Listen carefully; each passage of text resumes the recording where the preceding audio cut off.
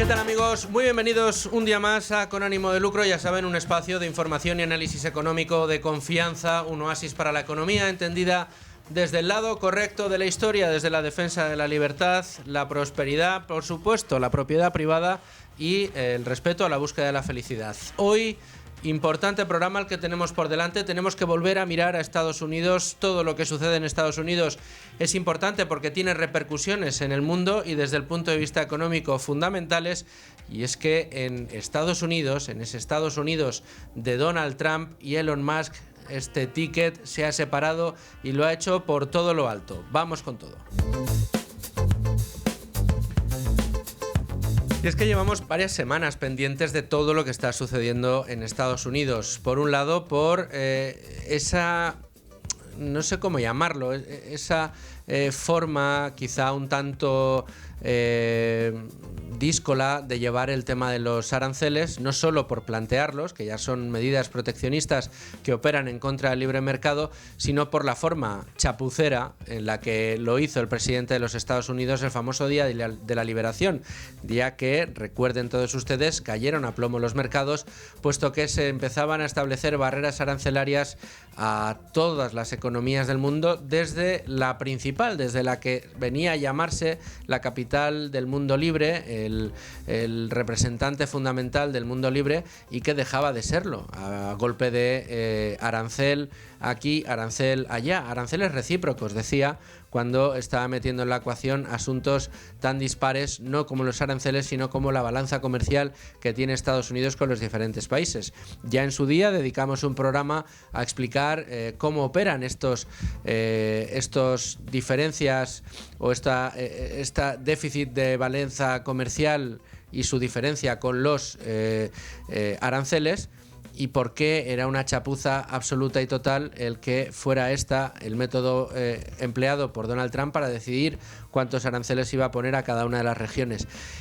Sin embargo, no ha quedado aquí la cosa, porque después lo que ha venido ha sido de nuevo una conducta errática por parte de Donald Trump, anulando los aranceles en algún sitio, congelándolos en otro, poniéndolos en prórroga en otras latitudes, como es el caso de Europa, darnos hasta el día 9 de julio de tregua arancelaria, con un mínimo del 10%, pero tregua arancelaria respecto a lo que tenía previsto, y por supuesto sus dimes y sus diretes con China. Y en mitad de todo esto, en mitad de esta bravuconada arancelaria del señor Donald Trump, lo que ha hecho ha sido presentar un nuevo proyecto fiscal en el Congreso, que ha sido la gota que ha colmado el vaso de la paciencia del que hasta ahora era su ticket electoral, del que hasta ahora era uno de los principales avales del gobierno de Donald Trump, que era el magnate dueño de Tesla y de Twitter, el señor Elon Musk.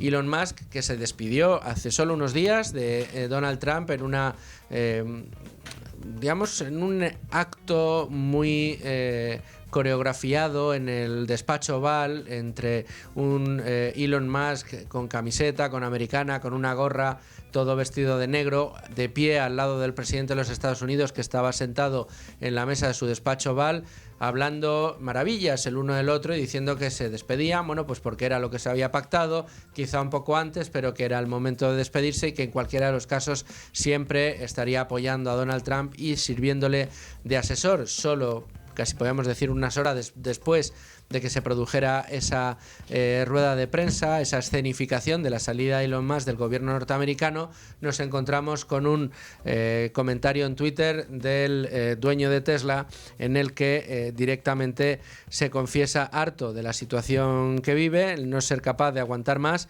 y dice textualmente: lo siento, no aguanto más, este proyecto de ley de gastos del Congreso, masivo, escandaloso y lleno de gastos superfluos, es una abominación repugnante. Qué vergüenza para quienes votaron, saben que lo han hecho mal, lo saben perfectamente. Este es el comentario en Twitter, en comentario en X, que ha hecho el dueño de esa red social, Elon Musk, y en el que se trasluce evidentemente un divorcio absoluto y total entre el magnate y el otro magnate, el magnate dueño del gobierno, Donald Trump, que bueno, pues ha visto cómo uno de sus principales avales, le da completamente la espalda después de aprobar un proyecto en el que, digamos, el objetivo que tenía Elon Musk dentro de esta aventura en la que se había embarcado era reducir de una manera importantísima el gasto en Estados Unidos, el gasto público, meter el gasto en cintura. No ha sido capaz de hacerlo, se marcha y además lo hace bueno, pues con esta caja de resonancia a golpe de tuit que sin duda pues tendrá probablemente consecuencias en el gobierno americano. Al menos de esto queremos hablar en el día de hoy. Lo vamos a hacer con uno de los especialistas que más y mejor conoce el gobierno norteamericano y toda la actualidad de Estados Unidos, que es, como bien ustedes saben, nuestro compañero Daniel Rodríguez Herrera. Con él vamos a tener tiempo para hablar de este asunto y analizarlo. Además vamos a contar con otros expertos quienes nos van a dar su opinión de qué es lo que podemos esperar a partir de ahora. Pero antes, como siempre, como todos los días, vamos a ver qué nos trae la portada de Libre Mercado. Beatriz García, jefa de Libre Mercado, ¿cómo estás? Muy buenas. Oye, qué portada tenemos hoy, ¿eh? Sí, la verdad que todo tipo de temas. Uno que lamentablemente es bastante recurrente en nuestro periódico son los casos personales de ocupación, víctimas de los ocupas. Y bueno, esta vez es el testimonio de una propietaria que vive un auténtico calvario, recupera su casa y es que es un estercolero, un vertedero, 4 años viviendo, intentando recuperar su casa, se llama Rocío, en Cádiz. Y bueno, pues es una propietaria de una vivienda de Rota. Ella está en paro, una única vivienda en propiedad y desde el año 2022 tiene que mantener a sus inquiocupas. Por fin pensaba que recuperaba la vivienda y que podía respirar tranquila, pero es que se la encontró bueno, pues convertida, pues es que ya no es un piso, es inhabitable, es invivible, todo roto, lleno de basura. No se puede entrar sin mascarillas, no se puede, o sea, el coste que va a tener que soportar si quiere adecentar medianamente la vivienda es incalculable. Y bueno, es que dice, no tengo dinero ni para comprar muebles nuevos, ni para pintar. Está cobrando también el ingreso mínimo vital. Hay propietarios que cobran el ingreso mínimo vital. Entonces, pues, que necesita no solo un lavado de cara a su vivienda, sino un lavado completo, fumigar. Y dice que, pues es que ni siquiera puede vivir y pide ayuda, por supuesto.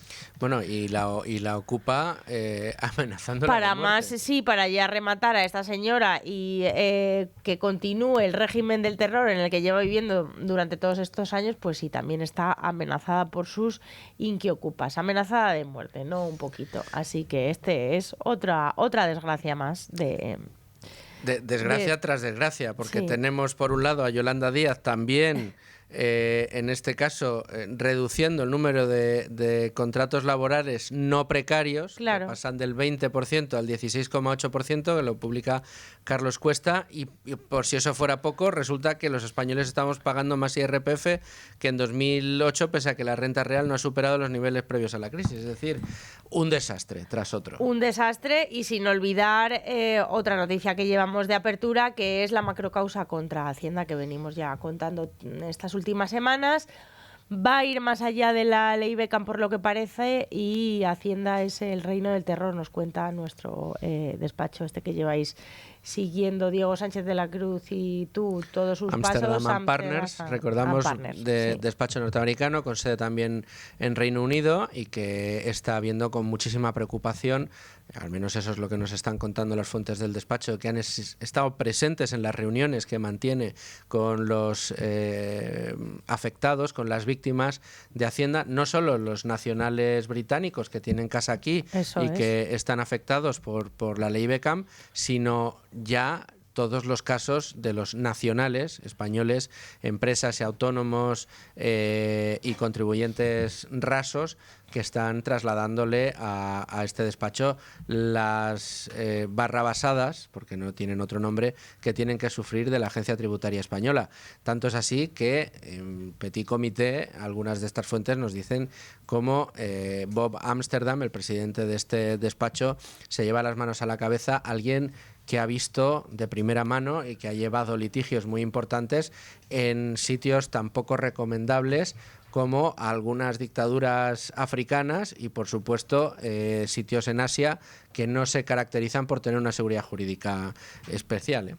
Pues nada, nos cuentan que Hacienda opera al margen del Estado de Derecho, o sea, que es un patrón de conducta que está institucionalizado, la persecución sin cuartel a los contribuyentes, y que están completamente asustados. No se pensaban que un país del primer mundo tuviese un régimen fiscal tan asfixiante e incluso delictivo en muchos casos como el nuestro. Bueno, ¿y qué nos estáis preparando para mañana? Bueno, pues vamos a seguir hablando de Donald Trump, Estados Unidos, y Rand Paul, último mandatario que dice que no está de acuerdo con Donald Trump, este senador de Kentucky, que también quiere abandonar el barco.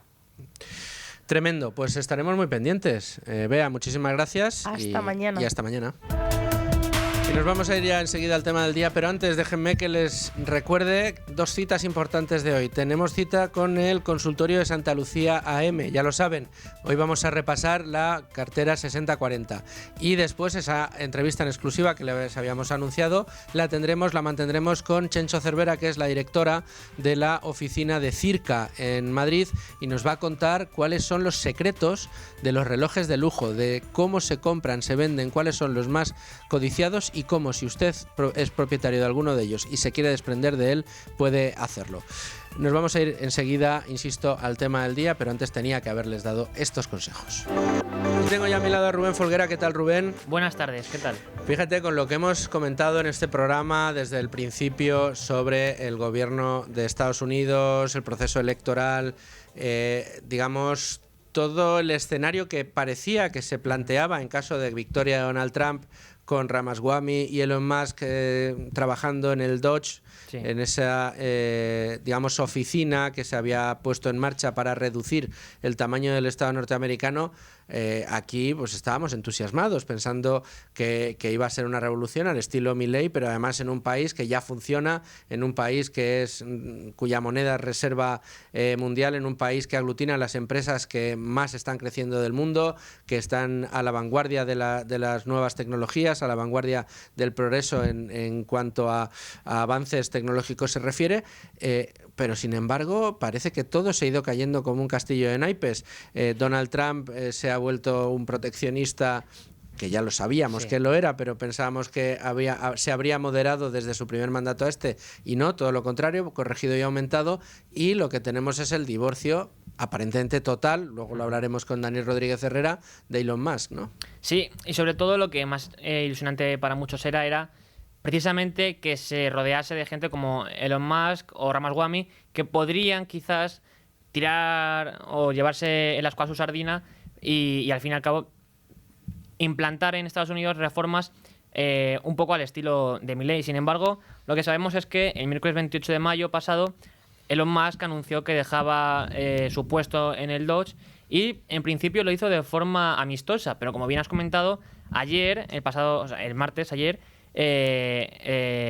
publicó ya por la noche, aquí en España, vamos. Sí, publicó un tuit donde decía que la reforma fiscal planteada por el gobierno de Donald Trump era una aberración indignante, repugnante, y además decía algo así como que estaba lleno de cerdo, que en su argot, en Estados Unidos, es como decir que está lleno o que está impregnado, ¿no?, de amiguismos y de chanchullos internos, que son los que podrían haber motivado las medidas planteadas. Pero en cualquier caso, ¿en qué consiste esta reforma? Según el gobierno de Estados Unidos, existen 50 razones que explicarían el apoyo que habría que dar a esta reforma, y entre otros, pues por ejemplo, dicen que implica la mayor reducción de impuestos en la historia de Estados Unidos, dicen que aumenta el sueldo neto de los estadounidenses hasta $13.300 y los salarios hasta los 11.600. También hablan de que proporciona recortes de impuestos históricos para las personas mayores. Incluyen que aumenta el crédito fiscal por hijo a $2.500 por familia. También hablan de ayudas y gasto con objetivos militares para reformar la dotación que tiene el ejército de Estados Unidos en estos momentos. También dicen que incentivan la producción en el país, que apoya a las pequeñas empresas aumentando la deducción de la sección, de una sección de, digamos, de impuestos que hay que presentar en Estados Unidos. Y así las cosas, tratan de algún modo de defender esta medida hablando de que pues, puede ayudar a dinamizar y a poner de nuevo en alza la economía de Estados Unidos, que, como hemos comentado en muchas ocasiones, ha sufrido mucho tras el mandato de Joe Biden y sus políticas neo-keynesianas de aumento de gasto, subida de impuestos y demás. Sin embargo, Elon Musk lo que ha dicho es que en realidad este proyecto lo que hará es aumentar el déficit fiscal en 2,5 o hasta los 2,5 billones. Y lo cierto es que si analizamos el papel que ha jugado el Dodge en estos momentos, pues quizá lleve buena parte de razón, porque sabemos que fue encargado de dirigir este gabinete para reducir el gasto público y prometió una reducción de 2 billones de dólares. Pero lo que sabemos es que hasta el momento, según los datos que ellos mismos proporcionan, esta reducción habría sido de unos 170.000 en realidad. Bueno, pues tendremos que mirarlo. Ahora lo vamos a analizar seguro con Daniel Rodríguez Herrera, pero lo que tenemos encima de la mesa es desde luego un cisma grande en lo que era el gobierno, y parece, y ahora insisto, con Daniel lo vamos a tratar de averiguar, si el último movimiento de Elon Musk va a ser definitorio o definitivo respecto a la sensación de poderío de Donald Trump o de su capacidad de mantenerse tranquilamente en el poder, también a merced de lo que está pasando con los tribunales. Es que Estados Unidos parece que es fácil de entender, pero tiene muchos intríngulis que, como digo, yo me tengo que traer aquí al especialista para que me los cuente. Rubén, muchísimas gracias, no te vayas muy lejos, pero vamos a dar la bienvenida ya a Daniel Rodríguez Herrera. Daniel Rodríguez Herrera, amigo, compañero, subdirector de Libertad Digital, ¿cómo estás? Muy bien. Ha habido lector de prensa norteamericana, más ha habido analista de todo lo que allí pasa. Ha sido paradigmático porque publicas un vídeo con su pieza refiriéndote a esa salida de Elon Musk del gobierno americano, y casi te estaba esperando Elon Musk para poner el tuit, ¿eh? Sí, la verdad es que grabarlo lo grabé el lunes, entonces iba con un poco de antelación y obviamente no recogí las últimas novedades. A ver, sí, o sea, Elon Musk, hay que dividir la partida de Elon Musk en varias fases, ¿de acuerdo?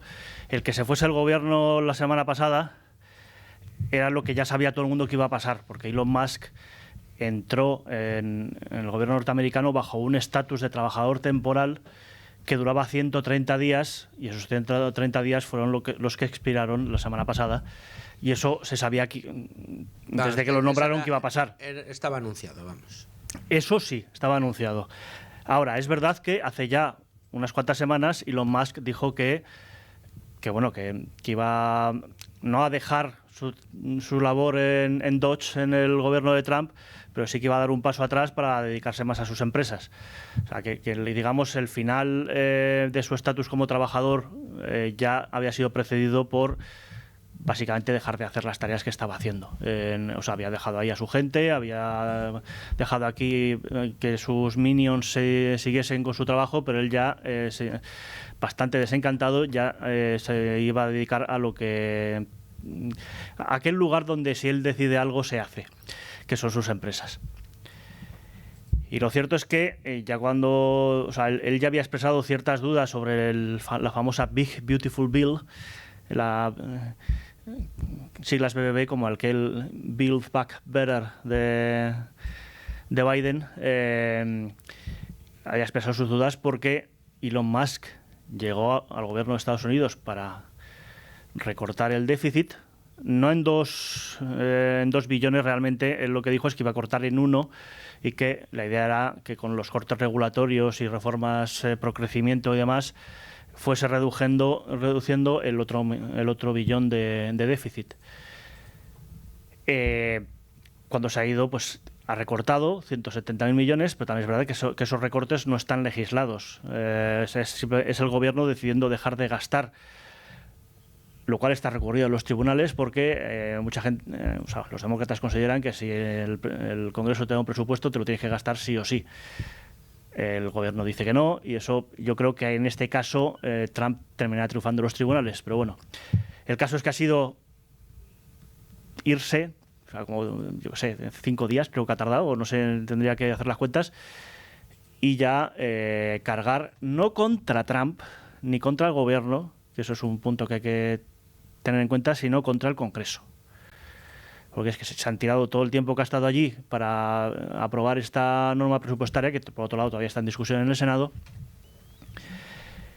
y al final lo que hace esa ley es incrementar el déficit, no reducirlo. Es verdad que tiene numerosísimos recortes fiscales que, como siempre pasa con los recortes fiscales, pues a priori aumentarán el crecimiento de Estados Unidos, o sea que por ese lado bien, pero no han recortado tanto como el dinero que dejarán de ingresar por estos recortes de impuestos, con lo cual, al final, para lo que venía Elon Musk, que es para recortar, pues no.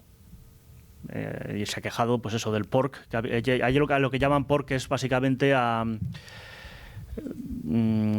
que no hay mucho de esto en esta ley, hay que reconocerlo, aunque un poco sí, que son excepciones. O sea, que vamos a gastar 20 millones en construir un puente en este distrito, que es el distrito de este congresista, que si no, no nos apoya la ley.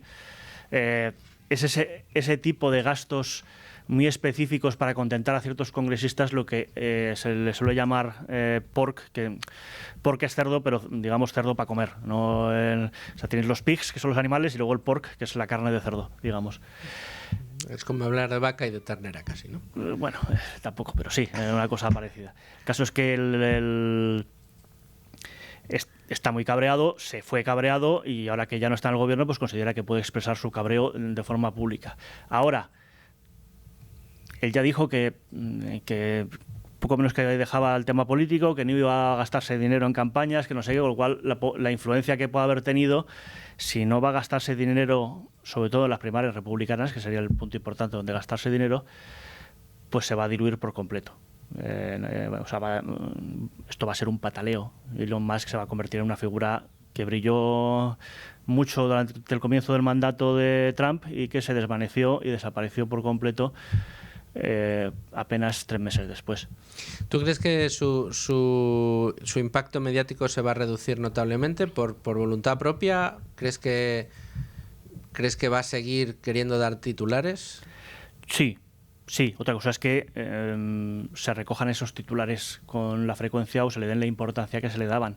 Porque, claro, un titular que te da un señor que está en la oreja de Trump, que está en el gobierno, que tiene gran influencia sobre los legisladores porque temían que si no le hacían mucho caso igual iba a ir contra ellos en las primarias republicanas, pues claro, si ya eso desaparece, la importancia de lo que diga Elon Musk se reduce a la importancia de lo que dice, es verdad, el hombre más rico del mundo, el hombre más rico de Estados Unidos, un tipo que tiene una influencia mediática, pero que ya no tiene poder. En tu pieza señalabas que uno de los grandes desencuentros que ha tenido Elon Musk dentro de la administración americana ha sido las dos velocidades, ¿no? La velocidad de Elon Musk, como le gustan hacer las cosas a él, que va siempre, dices tú, va siempre en la marcha más alta. Es verdad que a él le gusta hacer las cosas rápidamente, y cuando entró en Twitter lo vimos, fue una cosa brutal, casi. O sea, llega a Twitter y echa el 80% de los trabajadores el primer día. Sí, más o menos. Sí. El primer día llegó además con un váter, me parece, o con un lavabo o algo así en las manos, y claro, se ha encontrado con unos elefantes que tienen además bolas de plomo atadas a los pies, ¿no? Sí, bueno, lo del lavabo es porque, igual que nosotros decimos que podemos decir que una empresa se va a ir por el retrete porque llega no sé quién, pues allí dice que se va a ir en el sink, en el lavabo, y entonces entró a modo de coña en Twitter con un lavabo en los brazos. Yo creo que Elon Musk sí sabía que había 2 velocidades ya. Lo que no sabía es que había 3, para empezar, no 2 sino 3. Una la suya en las empresas, 2 la de un ejecutivo, 3 la del legislativo, que esa es con la que realmente ha chocado más de frente, y que aunque fuese otra velocidad podría hacer las cosas, aunque fuese un ritmo más lento. Al principio, acuérdate, fue llegar Elon Musk y estaba dando varios titulares al día. O sea, a mí me costaba hacer vídeos porque yo sabía que el vídeo que hiciese ya iba a estar viejo. Iba a estar viejo para cuando lo sacásemos. porque no hacía más que sacar cosas y cosas. Es verdad que muchas eran cosas muy de detalle, de muy poco dinero, aunque pudiese ser muy escandalosas y provocar muchos titulares. Pero luego esa velocidad se redujo, posiblemente porque empezó cogiendo lo que llaman allí el low hanging fruit, las frutas que están más cerca del suelo en los árboles y que por lo tanto son más fáciles de coger, mientras que las que eran más costosas pues iba a tener un problema. A ver, es verdad que en esta ley se han recortado gastos, los llamados gastos obligatorios. En Estados Unidos tienes el gasto discrecional, que es un poco lo que hace el gobierno en su día a día para sus gestiones, y luego el gasto obligatorio, que es el que está obligado por leyes, como puede ser el gasto en pensiones, el gasto en los programas de sanidad, de Medicaid y Medicare, etcétera, etcétera. Y ha habido recortes en algunas de esas partidas, ni de lejos suficientes para conseguir rebajar el famoso $1 billón que se había propuesto Elon Musk como objetivo. Y la velocidad del Congreso, que francamente para lo que es el Congreso se ha movido bastante rápido, sobre todo teniendo en cuenta la muy exigua mayoría con la que cuenta Mike Johnson, el líder de los republicanos en la Cámara de Representantes, para operar. Hay que recordar que esta ley, con todas las cosas que tiene y todo el pork que pueda denunciar Musk, pasó 215 a 214. Y pasó 215 a 214 porque hay 3 demócratas que se han muerto desde las elecciones y que no se ha renovado, no han elegido uno nuevo para su cargo. Es decir, que en teoría, con todo el mundo al pie del cañón, no habrían podido pasar ni siquiera esto. Y es un problema serio que tiene Estados Unidos institucionalmente. Vale, sí, le da estabilidad el hecho de que las cosas necesiten muchos acuerdos, pero que estaban pensadas para una época, años 60, 70, en los que había en que los partidos no eran tan ideológicos, ni había el grado de partidismo y sectarismo que hay ahora. Ahora aunque antes que los senadores apoyasen leyes principalmente pensadas por los rivales, etcétera, era muy normal. O sea, era negociación. El pork, por ejemplo, formaba parte de esas negociaciones. Ya era la forma habitual de hacer las cosas en Washington. Ahora un senador que apoye una ley con la que él esté de acuerdo, pero que sea de los republicanos, se juega el cargo para las siguientes elecciones. Entonces no lo puede hacer. Con lo cual, todas las reglas que tiene el Senado y la Cámara de Representantes para conseguir que casi todo lo que se apruebe tenga un cierto consenso, si no consenso, al menos un cierto apoyo en ambos partidos, aunque en uno de los partidos sea mínimo, pero algo de apoyo tenga, lo que hacen es conducir a la parálisis total. Y eso es en lo que lleva estando Estados Unidos desde hace muchísimo tiempo ya. Sí, es una pena. Dani, si te parece, vamos a buscar la opinión de otro de nuestros analistas de cabecera, que también sigue muy de cerca toda la actualidad en Estados Unidos, y que es nuestro compañero Ignacio Moncada. Ignacio, ¿cómo estás? ¿Qué tal, Luis, Dani? ¿Cómo estáis? Pues encantado de estar aquí. Un placer poder tenerte en el día de hoy aquí con Dani Rodríguez Herrera. Estábamos comentando precisamente cómo funcionan los check and balance, ¿no? Un poco a nivel institucional Estados Unidos y la cantidad de consensos que hay que alcanzar después de la despedida de Elon Musk.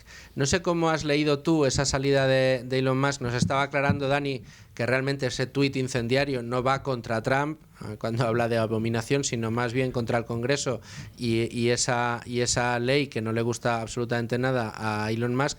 Pero solo por recoger tu opinión, ¿cómo has visto tú esta salida de pata de banco, si la quieres llamar de otra manera, de Elon Musk?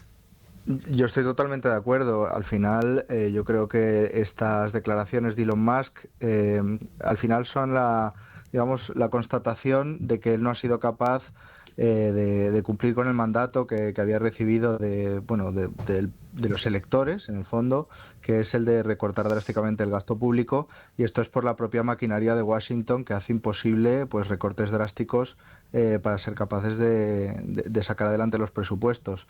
Entonces, yo creo que así es como hay que leer este tuit y estas declaraciones que ha hecho Elon Musk como un fiasco de su proyecto de reducción significativa, drástica del gasto público, y al final podríamos decir con algo de maldad que Elon Musk al final la tarea, abandona la tarea que da por imposible, recortar el gasto público para dedicarse a una tarea que debe considerar más sencilla, que es la de enviar el hombre a Marte. Sí, ha habido muchas bromas con eso, sí. En redes sociales, de decir, bueno, va a ser más fácil mandar un hombre a Marte que reducir el gasto. Oye, pues me parece muy buena lectura. Es verdad que, que Elon Musk estaba previsto que se fuera, pero claro, no estaba previsto que se fuera con este ánimo, digamos. O sea, él se hubiese querido ir con la cosa encauzada y quizá volver en otro momento para volver a darle un impulso, de nuevo bajo este régimen que permite a alguien estar 130 días de empleo temporal, pero solo una vez al año, es decir, que hubiese tenido que volver el año que viene ya. Y está claro que se ha ido con, pues eso, ya abandonando toda idea de seguir en política, de apoyar a futuros candidatos que representen sus ideas en el legislativo, o en fin, en general el Partido Republicano, para cargos electos del Partido Republicano, y todo eso ya ha dicho que lo ha abandonado. Entonces eso refleja la enorme desilusión que tiene con la política norteamericana, y francamente tampoco vamos aquí a decir que nos sorprenda demasiado. Ignacio, claro, si resulta que digamos la ilusión que había despertado Trump con su ticket electoral, con Elon Musk, con esa idea de recortar gasto, de meter en cintura la estructura de gasto del gobierno americano, y todo lo bueno que de eso esperábamos, parece que es un proyecto que queda, en el mejor de los casos, en stand-by. ¿Cómo ves a corto medio plazo la evolución del país, ahora que está ocupando los titulares todos los días y día también, y en materia de inversiones, por supuesto, también? Claro, es que este proyecto de Elon Musk no es un proyecto que pueda separar del resto de su plan financiero. Es un pilar fundamental del plan financiero para estabilizar las finanzas públicas de Estados Unidos. Recordemos que en los 2 últimos años el déficit fiscal ha estado por encima del 7% del PIB, y si hacemos la media desde 2020 está casi en el 9% del PIB, aunque ahí hay mucho peso de todo el gasto que hubo que hacer después del COVID, ¿no? Pero es un déficit muy grande, con una ruta nada clara de que eso se pueda rectificar, de que podamos o que se pueda equilibrar de nuevo el gasto público, el presupuesto.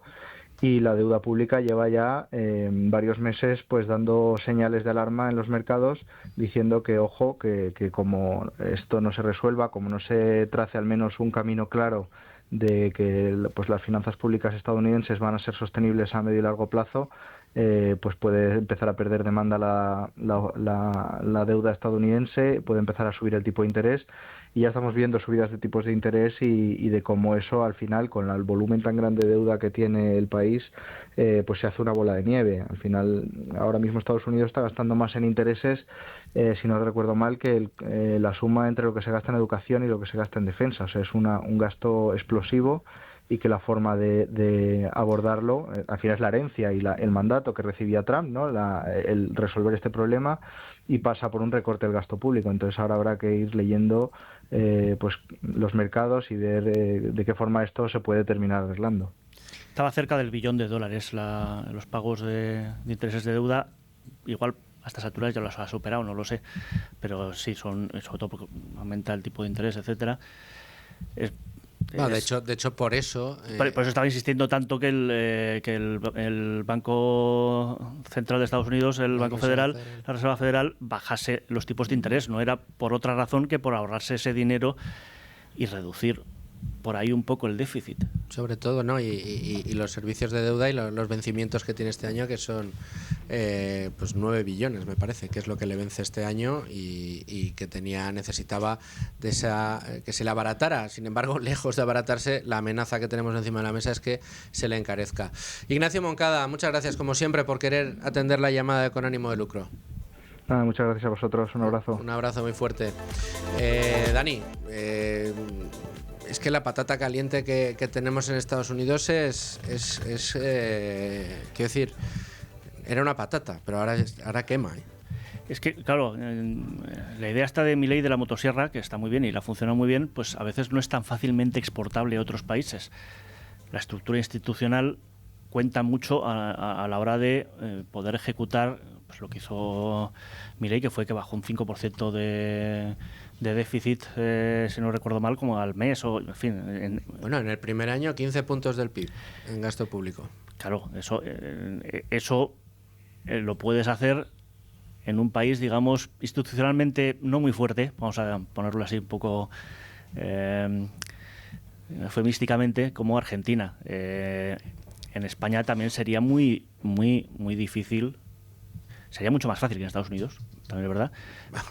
Ya te lo digo yo, que sería muchísimo más fácil que en Estados Unidos. Pero también sería difícil hacer un recorte tipo motosierra. Entonces, claro, llegaron aquí Elon Musk abordando la motosierra de Milei, de la que es muy fan, y todas estas cosas, y se encontró con que Estados Unidos, mientras no tenga una emergencia nacional, él considera que ya se está, pero el resto del Estados Unidos no lo ve así. La gente vive bien, no como en Argentina. De hecho, un dato económico que explica en buena parte la popularidad de Trump, pese a todo el caos de los aranceles y muchas otras cosas, es que los ingresos de las familias durante los primeros 4 meses de gobierno han aumentado mucho y aumentarán más con estos recortes de impuestos, de forma desigual, pero aumentarán mucho con estos recortes de impuestos que se ha aprobado en esta ley tan inadmisible para Elon Musk. Entonces, claro, la gente no percibe, igual que aquí en España, tampoco en el día a día no percibimos la deuda pública como la losa que realmente es, y sobre todo como una losa que, si no haces nada con ella, cada vez es mayor y mayor y mayor. Entonces, mientras la gente no esté en la ruina, como pasaba en Argentina, es muy difícil tomar medidas tan drásticas como las que ha tomado Milei. Acertadamente, gracias a Dios. Acertadamente, gracias a Dios, y mejorar, no solo mejorar el país, que naturalmente, sino salir de ahí con más popular de lo que eras al entrar, que es lo que uno se sorprende viéndolo desde fuera con el fenómeno de Milei.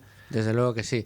Quiero seguir con este tema, pero antes vamos a introducir en la conversación, Daniel, a un amigo tuyo, también mío, que es José Carlos Rodríguez, amigo de esta casa desde hace años. José Carlos, ¿cómo estás? ¿Qué tal, amigos? Pues fenomenal. Estoy encantado escuchándoos. Un gustazo tenerte en Con Ánimo de Lucro, que lo sepas, ¿eh? En nuestro programa. Bueno. Estamos analizando, pues, digamos, esa última hora que tenemos desde Estados Unidos con la salida de Elon Musk y ese señalamiento que ha hecho a la ley fiscal que se ha presentado en el Congreso, que dice que está llena de gastos y que va a incrementar el déficit. Y estamos ahora mismo, Daniel Rodríguez Herrera y yo, hablando precisamente del problema de deuda. Un problema de deuda en Estados Unidos que no es menor, que amenaza no solo al país, sino en caso de que termine concretándose esa amenaza en Estados Unidos, puede afectar al resto del mundo. Y hablábamos de una sensación de países hiperendeudados que no le dan la importancia a esa deuda. Y es que parece que se instala una retórica, José Carlos, de que la deuda no se paga, solo se sirve, y aquí da igual hasta donde la lleves, ¿no? Sí, hombre, obviamente no da igual. Sabéis que Moody's está pensando en rebajar la calificación de la deuda de los Estados Unidos. Ya lo hizo Fitch en 2023 y Standard & Poor's unos años antes, ¿no? En 2011. Y citando precisamente esta ley, porque dice que la deuda podría alcanzar el 134% del PIB en 2035. Todo el discurso político se centra, por lo menos el de los republicanos, en la rebaja de impuestos. La rebaja de impuestos, es importante, pero lo importante en realidad es el gasto, porque los impuestos es más cómo los financias, ¿no? El gasto es el verdadero impuesto, porque es lo que vas a tener que pagar de una manera u otra, o bien con impuestos ahora, o bien con déficit que va a la deuda, que son impuestos futuros, o bien con inflación, pero por medio de impuestos o por inflación, antes o después tienes que pagarlos. Entonces, lo cierto es que la ley prevé una serie de recortes en Medicaid, en el programa de asistencia nutricional, en las ayudas a las energías limpias, ¿no?, que preveía el Inflation Reduction Act, que también se dice que ese es uno de los motivos por los cuales Elon Musk se ha bajado del carro, porque eso afecta directamente a Tesla Energy, ¿no? Que tiene como parte de su negocio, pues... pero no creo, porque él siempre se ha mostrado a favor de recortes incluso que afectasen a sus empresas. De hecho, si nos ponemos, posiblemente lo que más le cabría es que no hayan quitado todo lo que traía el Inflation Reduction Act, y solo hayan recordado un poquito. Y de hecho, el influjo... O sea, lo importante es la reducción de gasto, que es el gran esfuerzo de esta agencia, ¿no? De Dodge, donde estaba Elon Musk. Es verdad que su impronta hasta el momento es bastante pequeñita. Según dice la propia agencia, han recortado 175.000 millones de dólares. No es demasiado, y además, según un estudio realizado por el Wall Street Journal, podría ser bastante menos, ¿no? 75.000 millones. El gasto sigue creciendo y a un buen ritmo, es decir, si miramos lo que se ha gastado de octubre a abril, y comparamos con el año pasado, se han gastado 340.000 millones más de dólares, un crecimiento del 9%, es decir, el crecimiento de gasto en los Estados Unidos sigue avanzando a buen ritmo.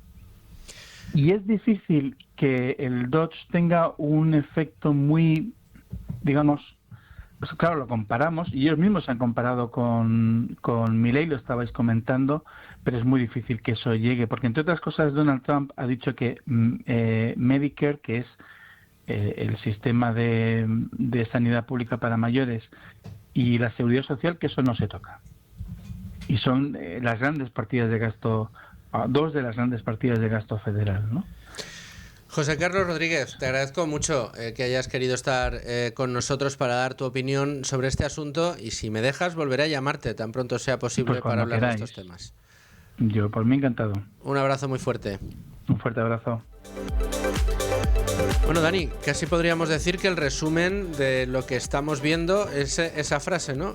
Para Elon Musk es más fácil plantar un cohete y pinchar una bandera de Estados Unidos en un planeta inexplorado que ser capaz de reducir el gasto como Dios manda en Estados Unidos. Es que al final dirigir una empresa cuando tiene... A ver, estamos hablando de un tío con muchísimo talento.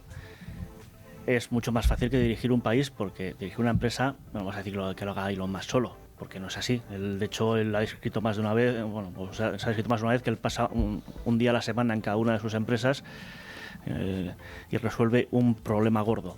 El problema más gordo que tengan. Entonces, eso es lo que hace semana a semana. Eso en el gobierno no sirve de nada.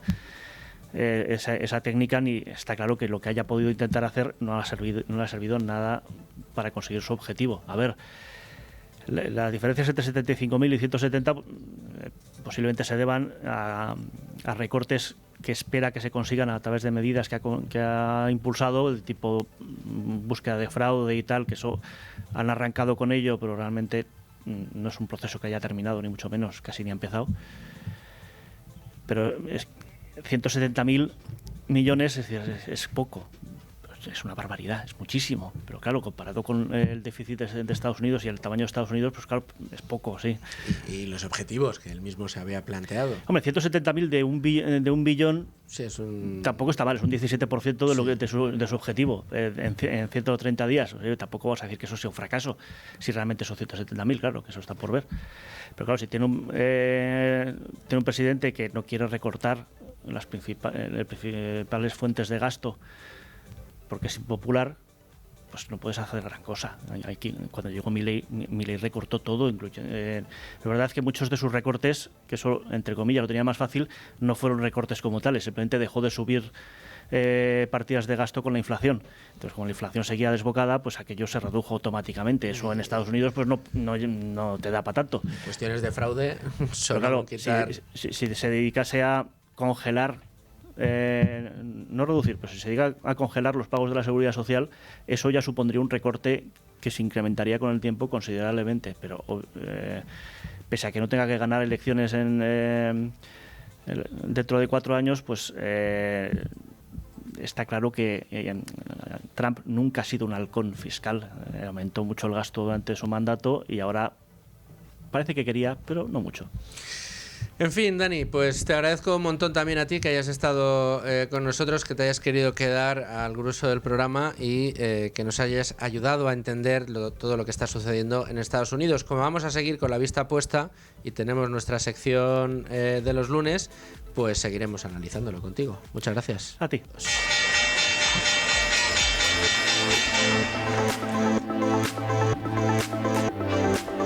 Página de mercados que nos lleva a ver lo que está haciendo en este caso el IBEX 35, un IBEX 35 que ha pasado de unas décimas en positivo a unas décimas en negativo. En este momento se deja un 0,35%, 14.078 puntos. Sin embargo, entre las compañías que más suben tenemos alguna que brilla con especial intensidad a esta hora, en este momento, y que es Solaria Energía con un 11,7% arriba, Grifols un 3,11% arriba y Laboratorios Rovi un 2,32% en verde. Entre las que más bajan, Indra un 4,58%, Bankinter un 1,58% y CaixaBank un 1,46%. Esta es la fotografía fija que tenemos a esta hora, pero tenemos que seguir mirando a Estados Unidos y lo vamos a hacer con nuestra analista de cabecera en el día de hoy, que es Verónica Llera. Verónica, ¿cómo estás? Muy bien, Luis Fer. Un gusto tenerte de nuevo con nosotros y te estaba pidiendo antes, cuando estábamos preparando el programa, oye Verónica, necesito que hablemos de Estados Unidos, sigue preocupando mucho. Hoy le hemos dedicado el programa completo y en uno de los momentos estábamos comentando cómo esa deuda pesa y mucho en Estados Unidos y corre el riesgo de encarecerse de una manera notable, y lo estamos viendo en la tensión que están teniendo los bonos americanos. ¿Cómo está afectando esto a las cotizaciones o dónde ves tú el riesgo? Sí, a ver, el problema de deuda no es exclusivo de Estados Unidos, yo creo que es un problema Ese es a nivel otro de los global. problemas añadidos, claro. Sí, especialmente del G7. Japón, por ejemplo, es uno de los países que también tiene una deuda en términos de PIB muy por encima de lo que debería, pero bueno, efectivamente el foco estas últimas semanas, ya meses, digamos, que está en torno a Estados Unidos. Y bueno, pues por esa potencial crisis de deuda o crisis de confianza, digamos, que está poniendo el foco en efectivamente el déficit público. Porque, a ver, ¿qué es lo que estamos viendo? ¿Cómo está afectando a los activos en Estados Unidos? Por una parte, estamos viendo una depreciación muy fuerte del dólar, un repunte de los tipos de interés, perdiendo estos dos tipos de activo una correlación que normalmente suelen mantener. También hemos visto subidas de los CDS, que bueno, es el coste de asegurar la exposición a la deuda pública estadounidense, y está aumentado notablemente en todo lo que llamamos de ejercicio, situándose en entornos pues parecidos al de Italia o Grecia, ¿no? Cuando bueno, pues son umbrales muy altos y en términos relativos y en términos históricos, comparando solo en Estados Unidos. Entonces, bueno, pues son variables que en definitiva tenemos que monitorizar, porque al final son un termómetro, digamos, que mide muy bien pues las expectativas y la sensibilidad del mercado en este sentido. ¿Qué es lo que ha provocado esta situación?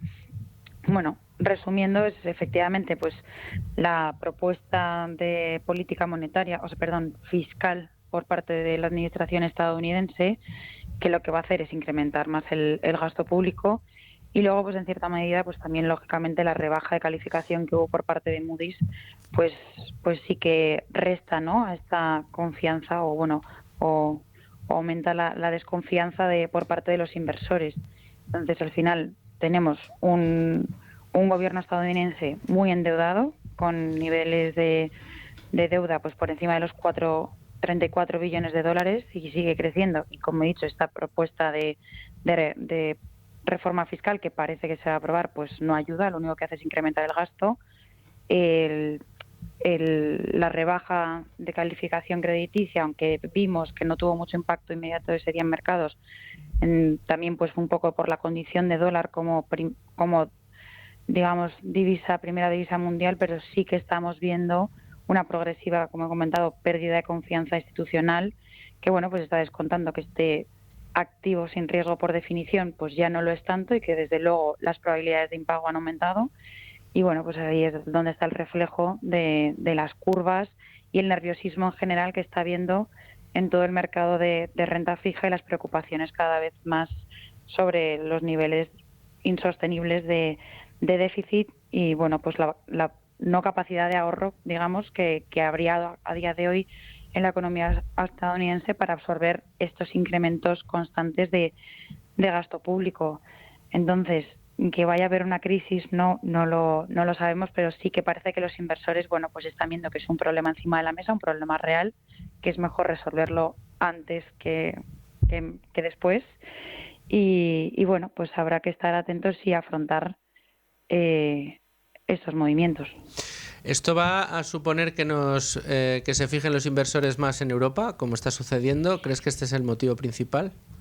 Sí, es una de las razones, desde luego, de esta rotación que hemos hablado en varias ocasiones que está habiendo en Europa. Al final, bueno, pues toda la salida que está habiendo de flujos simplemente analizando el dólar, pues lógicamente está haciendo en el par que tiene con el euro, pues que se aprecie el euro y que esté habiendo una entrada masiva, está habiendo una fuerte entrada de capitales a nivel europeo, pero ojo, porque aquí, dependiendo de los niveles que podamos llegar a ver de apreciación del euro, no es tan positivo para las compañías europeas, ¿no? Especialmente para las exportadoras, que bueno, pues lo que está haciendo es encarecer sus productos a nivel internacional.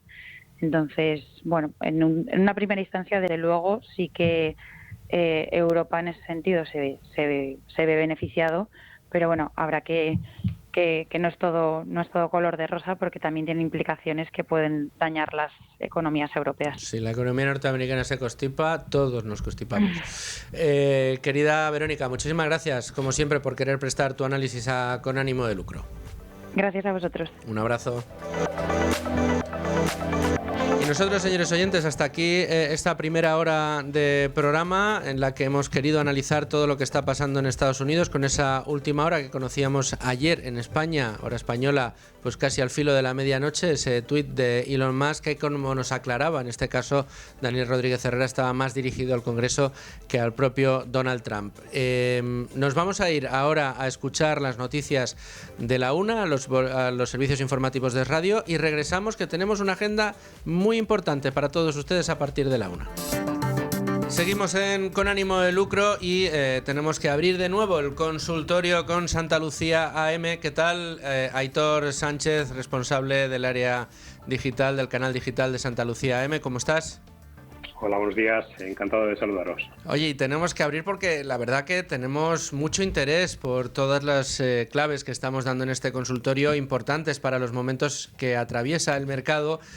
Un mercado que parece aparentemente loco, en el que Estados Unidos ha irrumpido con mucha incertidumbre, cambiando el paradigma de la geoestrategia y la macroeconomía internacional, en la que pues las certezas que teníamos sobre las empresas norteamericanas pues parece que están un poco en duda, y sin saber muy bien qué rumbo van a tomar algunos bancos centrales después de esa guerra arancelaria iniciada por Trump y la incertidumbre que emana de sus cambios de opinión, aparte de las decisiones que van tomando los tribunales en Estados Unidos para llevarle la contraria a Trump o dársela, unas cosas por la mañana y otras cosas por la tarde. En fin, una auténtica locura de mercado que nos deja un escenario complicado. Sin embargo, hay estrategias que a veces parecen resilientes en cualquier momento del ciclo, en cualquier momento económico. Y hay una de esas carteras que tiene mucha fama y que entra dentro de lo que es una de las estrategias más habituales, ¿no? Esos fondos mixtos con parte en renta variable, parte en renta fija, y la cartera más famosa es la famosa 60-40, ¿no? Sí, efectivamente, no todo es blanco o negro, ¿no? No todo es renta fija, renta variable, no estamos obligados a elegir entre seguridad y rentabilidad, ¿no? Y hay muchos inversores que también, sobre todo, los que buscan un poco de equilibrio, ¿no? Oye, pues los fondos mixtos representan una solución interesante, ¿no? Para diversificar a través de una sola herramienta, ¿vale? Combinar esos activos defensivos con activos un poquito más dinámicos, ¿no? Y sobre todo delegando en un gestor profesional, ¿no? Oye, dentro del universo de fondos mixtos, como bien dices, la más conocida de las estrategias es quizás la estrategia de la 60-40, ¿no? Que, como el nombre indica, pues consiste en repartir el 60% del capital que invertimos en renta variable, ¿no? En acciones, y el otro 40% en bonos o activos en renta fija. ¿Qué ventaja da este tipo de estrategias frente a otras? Bueno, pues a ver, el objetivo principal es equilibrar, como decimos, ¿no?, el crecimiento y dar estabilidad, ¿no? O sea, mezclar el potencial de ambas digamos, estrategias, ¿no? Lo que es la rentabilidad que te ofrecen las acciones y la menor volatilidad y protección que ofrecen los bonos, ¿vale? Entonces, en este sentido, oye, pues ventajas sobre todo son, primero, estamos diversificando, ¿vale? Es decir, oye, pues estos activos históricamente pues tienden a moverse en direcciones opuestas, ¿no? Y por lo tanto, pues oye, pues si en algún momento pues la renta variable tiene alguna pequeña dificultad, pues la cantidad que tenemos en renta fija nos corrige, ¿no? Pues por otro lado, pues oye, la sencillez, oye, los fondos al final mixtos lo que ofrecen es un perfilamiento muy interesante, no es decir, oye, depende de la versión al riesgo que tenga yo, pues puedo exponerme más o menos, ¿vale? Entonces la 60-40 se habla que es la ideal, ¿no? Por ajustar ambos, pero lo puedes hacer un poquito ad hoc en base a tu perfil, ¿no? Reduces también el riesgo, al incluir un 40% en el caso de la 60-40 en bonos, pues oye, pues no es 100% bolsa, ¿vale? Con lo cual, pues oye, en épocas complicadas diluimos un poquito riesgo y sobre todo, oye, pues al final a largo plazo pues siempre ha dado resultados bastante consistentes, ¿no?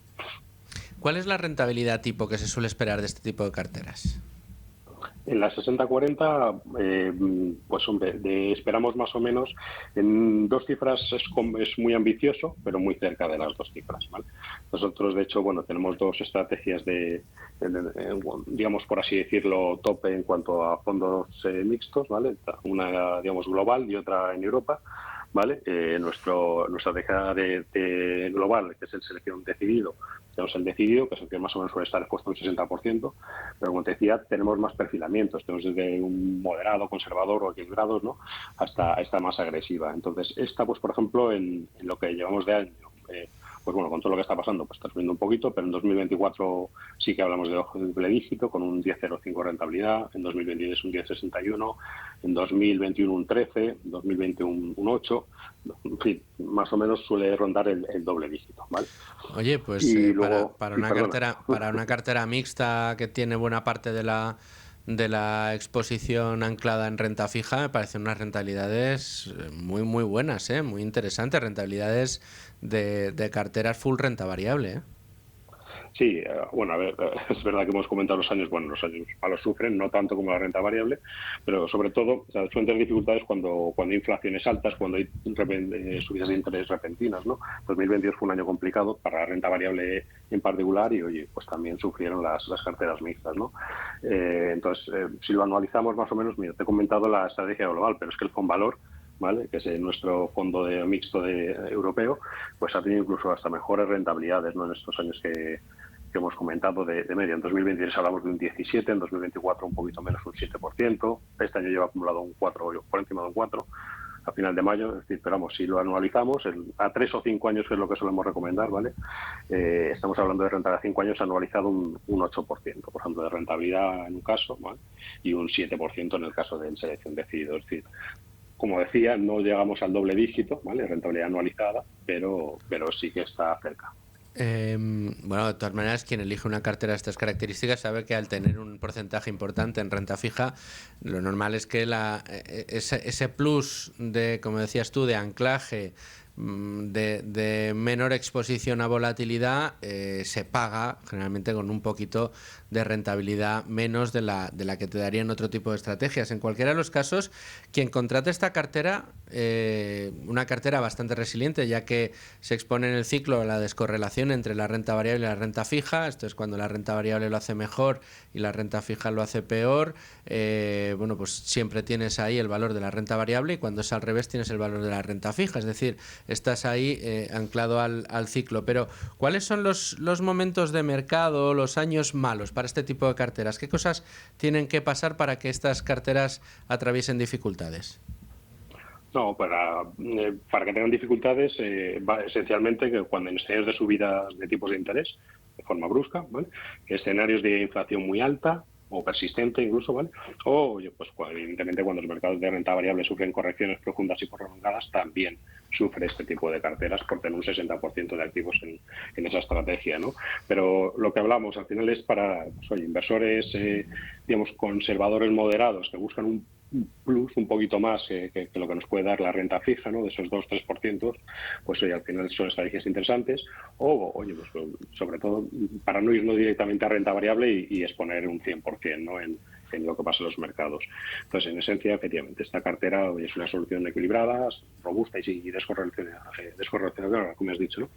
Y la verdad es que ha demostrado su eficacia tradicionalmente combinando crecimiento y diluyendo un poquito la volatilidad.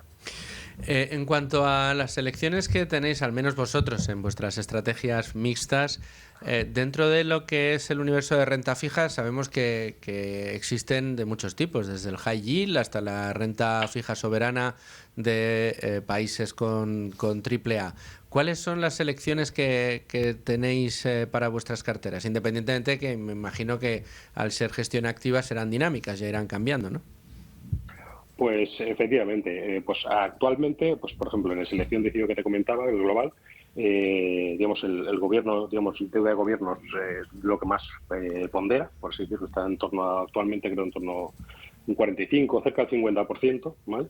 Digamos, lo tenemos en gobierno, ¿vale? El resto ya repartido entre corporativo y otro tipo de... Mientras en el caso del Fondvalor, por ejemplo, sí que lo tenemos, el Fondo Europeo sí que ha estado más expuesto a corporativo y de ahí que por eso tuviese una rentabilidad mucho más alta el año pasado, ¿eh? Entonces hablamos cerca del 80%, es decir, está más... Pues la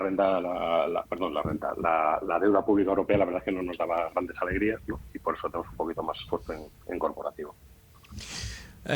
Pues Aitor, yo creo que hemos sido capaces de desgranar las principales características de esta cartera, que pues yo creo que se revela como una de las carteras quizá más completas para esos perfiles, ¿no? de inversores que se consideran muy conservadores o aversos al riesgo, pero que entienden el mercado y quieren obtener un plus de rentabilidad respecto a las carteras full renta fija. Pues oye, si te parece, en el próximo consultorio hablamos de otra cartera tipo de las que tengáis. Perfecto, me parece estupendo. Y efectivamente, ahora sobre todo en tiempos inciertos, la verdad es que pensamos en una estrategia interesante, ¿no? Para aquellos inversores que digamos que buscan un plus de rentabilidad sobre la renta fija, pero que no quieren exponerse por la volatilidad que tenemos en mercados. Y para todos aquellos que quieran ampliar este tipo de informaciones, santaluciam.es y nuestra página web. Eso es. Ya, efectivamente, ahí tienen la escuela de inversión, donde tenemos, por ejemplo, hemos hablado hace poquito de este tipo, de esta cartera, concretamente. Fenomenal. Cuando sale de mixtos, ahí os puede dar unas pinceladas interesantes. Fenomenal, pues con eso nos quedamos y de nuevo agradecerte, Aitor, que traigas este consultorio a los oyentes de Con Ánimo de Lucro. Muchas gracias a vosotros, Fernando. Un abrazo. Y por fin tenemos esa entrevista en exclusiva que tanto les hemos anunciado con los especialistas de Circa, una compañía, hay que recordarles, norteamericana especializada precisamente en la compra de joyas, de diamantes de gran tamaño, de joyas de gran valor, de relojes de lujo y precisamente además especializados en darle una segunda vida a esos relojes, joyas y diamantes de gran tamaño de segunda mano. Tenemos la oportunidad de hablar con la directora de la oficina de Circa en Madrid, que es Chencho Cervera. Chencho, ¿cómo estás? Hola, buenos días, Luis. Muy bien. Un placer poder tenerte aquí en Con Ánimo de Lucro. Además, yo creo que un programa con un título que le viene al pelo perfectamente a todo lo que rodea la actividad que ejercéis, además con un liderazgo indiscutible en el mercado desde hace muchos años y que lo que estáis haciendo es pues dándole una segunda vida a esas joyas que por lo que sea ya no queremos o de las que nos queremos deshacer. Cuéntanos un poco, Chencho, ¿cómo nace Circa? ¿Cuál es la principal actividad? ¿Desde cuándo estáis realizando estas actividades? Sí, nada, somos una empresa estadounidense, se fundó hace justo este año, 25 años, en el año 2000 en Nueva York, que nosotros ofrecemos un pago inmediato por, como has comentado, por joyas y relojes y diamantes a clientes particulares que, pues bueno, ya no las disfrutan, ya no las usan y quieren cambiar esos pasivos por un activo y tener ese dinero en su cuenta. El pago es inmediato y la discreción son nuestras insignias. Brindamos una experiencia de lujo a nuestros clientes muy parecida a la que ellos vivieron cuando adquirieron esas piezas. ¿Y cuáles son las principales? Porque claro, uno tiene una pieza importante, una joya de gran valor y normalmente uno piensa que no se va a deshacer de ella. Pero ¿cuáles son los principales motivos de que la gente se acerque a vuestras oficinas?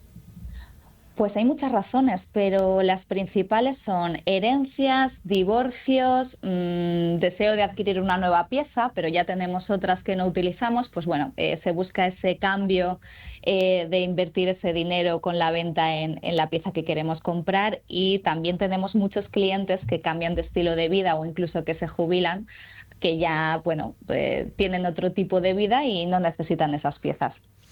¿Y el proceso es tan sencillo como acercarnos a las oficinas de Circa con la pieza que tenemos y charlar un poco con vosotros y ver qué precio puede obtener por esa pieza? ¿Así de sencillo?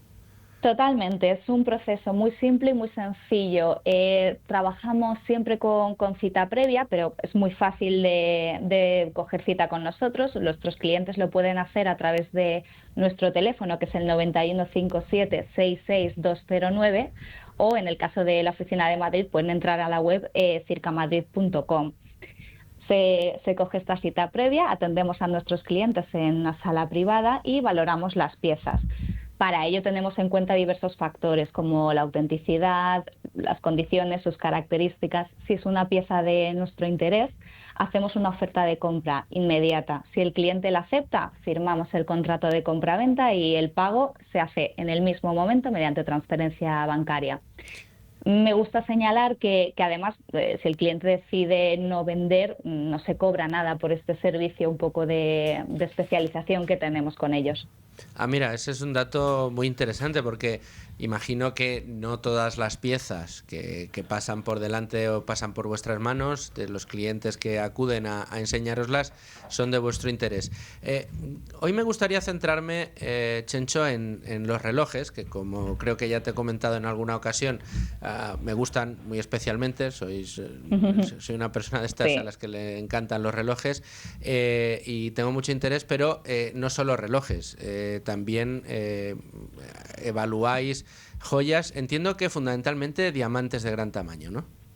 Sí, a ver, nuestra especialización son los relojes de alta gama, diamantes de gran tamaño, sobre todo a partir de quilate y medio, es lo que más nos demandan nuestra red de coleccionistas, nuestros clientes, y luego trabajamos mucho joya vintage, joya antigua, joya que aquí en España tenemos una gran tradición joyera, que está muy muy valorada entre nuestros clientes, además de obviamente joyas de firma como Cartier, Van Cleef, Tiffany. Claro, Cartier, Van Cleef y Tiffany's no pueden faltar. Ahí ya sabemos que estamos hablando de joyas importantes. Pero vamos al mundo de los relojes, porque es cierto, Chencho, que en el mundo de los relojes, bueno, pues uno ve relojes de lujo, el primero que se viene a la cabeza es Rolex, sin ser necesariamente quizá el reloj más caro que hay en el mercado, ¿no? Efectivamente. En Circa trabajamos principalmente Rolex porque Rolex ahora mismo está en un momento muy dulce, tiene una gran demanda y tiene un gran interés en el público, pero trabajamos también otras firmas también de gran tradición como puede ser Patek Philippe o de Piguet, Richard Mille o Cartier. También los relojes vintage, relojes deportivos, modelos icónicos que se han convertido en piezas de colección. Cuéntanos alguno de esos modelos así icónicos que lo tengamos en la cabeza. ¿El Submariner de Rolex puede ser uno de ellos? Pues casi que te diría que el Daytona. Más el Daytona. Sí. Ahora mismo en la demanda está tan alta de las marcas que te he comentado, que mantienen muy bien su valor. Un Submariner mantendría muy bien su valor, pero sí que es cierto que en algunos casos, como el Daytona que te comentaba de Rolex, o en Patek Philippe tenemos Nautilus o Aquanaut, que al estar tan solicitados en muchos casos se incrementa el valor. Correcto.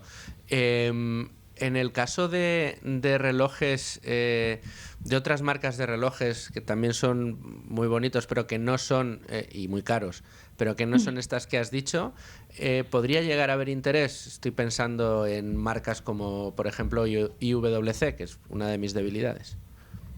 Siempre lo hay, pero es diferente. Al final, cuando se invierte en un reloj de lujo, siempre es muy importante. Está bien tener la idea de quiero hacer una inversión, tenemos unas marcas muy potentes que sabemos que en la historia han funcionado muy bien, pero luego hay un valor que este es intrínseco al cliente y que a mí me gusta mucho señalar, que es compra el reloj que te haga feliz llevar. De esta manera, aunque igual no sea la inversión más certera, sí que vas a sentirte feliz. Y WC tiene, pues bueno, modelos icónicos como el portugués que tienen mucha demanda, pero sí que es cierto que ahora mismo su momento no es tan dulce y no estaría entre las más demandadas. ¿Y Hublot? Nos pasa igual lo mismo. Justo con nuestros clientes tendríamos como las gran tres de Big Three, que serían pues Rolex, Audemars Piguet y Patek Philippe. El resto de marcas tienen muy buen desarrollo en ciertos modelos, pero están más sujetos a demanda, ¿no? Sí, efectivamente, a la demanda de clientes. Es un poco más específico y un poco, más difícil de medir con el tiempo. Imagino que será que se produzca el match, ¿no? Oye, pues justo tenéis un cliente que está buscando un Hublot y entra alguien por la puerta de vuestra oficina con el Hublot que quiere el nuevo cliente. Ahí ya la cosa cambiaría.